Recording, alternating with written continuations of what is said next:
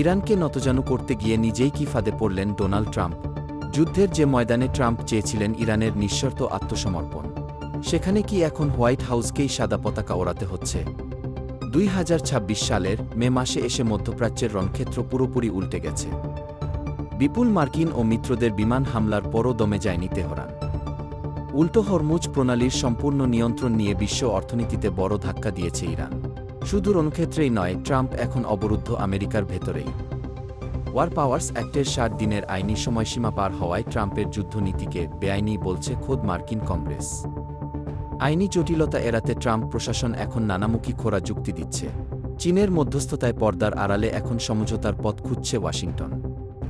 যে ট্রাম্প ইরানকে ধ্বংসের হুমকি দিয়েছিলেন, আন্তর্জাতিক চাপ আর অভ্যন্তরীণ আইনের মুখে আজ তাকেই যুদ্ধবিরতির টেবিলে বসতে হচ্ছে। ট্রাম্পের এই কৌশলগত পিছু হটাই কি তবে এই যুদ্ধের শেষ পরিণতি?